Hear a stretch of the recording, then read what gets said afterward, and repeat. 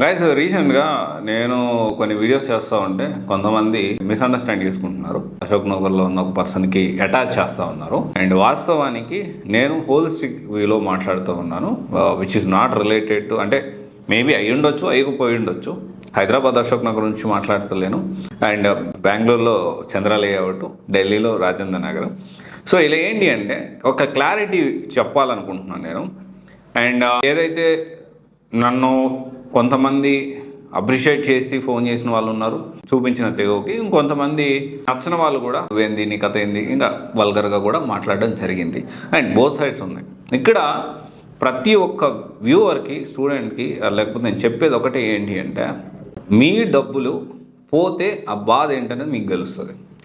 ఆ లక్ష్యం మీద అయ్యుండే, ఆ లక్షణాల మీద అయ్యుండే ఆ బాధ మీకు తెలుస్తుంది. ఇప్పుడు ఒక విషయం నేను మాట్లాడాలనుకుంటున్నాను. గ్రూప్ 1, గ్రూప్ 2 కోచింగ్ పేరుతో, ఎస్పెషల్లీ గ్రూప్ 2 కోచింగ్ పేరుతో ఆన్లైన్లో ఒక 6-7 కోట్లు, ఆఫ్లైన్లో ఒక 2-3 కోట్లు, ఒక్క నెలలో 2 నెలల్లో వసూలు రాజా టైప్లో వసూలు చేసి క్లాసులు చెప్పించలేదు. ఈ ఇన్స్టిట్యూట్ ఎక్కడ ఉంది, మీరు ఎవరన్నా చెప్తారా?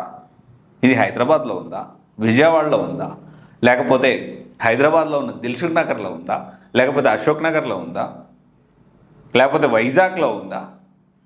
ఎందుకంటే రీసెంట్ డేస్లో ఒక పెద్ద మనిషి గ్రూప్ 2 పేరుతో 10 కోట్ల వరకు వసూలు చేసింది అనేది అన్అఫీషియల్ సమాచారం. ఆన్లైన్లోనే ఒక 6-7 కోట్లు ఏమో వసూలు చేశారు అనేది అన్అఫీషియల్ సమాచారం. సో ఇక్కడ నేను ఏం చెప్తున్నానంటే, ఇక్కడ 10 కోట్లు రాని, 20 కోట్లు రాని, 30 కోట్లు రాని, ఆ ఇన్స్టిట్యూట్, ఆ పర్సన్ యొక్క క్యాపబిలిటీ, క్యాలిబర్, ఆ మీద ఉన్న నమ్మకంతో, లేకపోతే ఆ సార్ మీద ఉన్న నమ్మకంతో, ఆ ఇన్స్టిట్యూట్ మీద ఉన్న నమ్మకంతో ఇంతమంది వెళ్ళి జాయిన్ అయ్యారు. దీంట్లో తప్పు అని నేను అనట్లేదు. ఎందుకంటే కొన్ని ఇన్స్టిట్యూట్స్ 20 కోట్లు సంపాదించే ఇన్స్టిట్యూట్స్ ఉన్నాయి, 30 కోట్లు సంపాదించే ఇన్స్టిట్యూట్స్ ఉన్నాయి. At the end of the day every institute is commercial. ఎవరు కూడా కమర్షియల్ కాకుండా ఎవరు లేరు, అందరూ కమర్షియల్.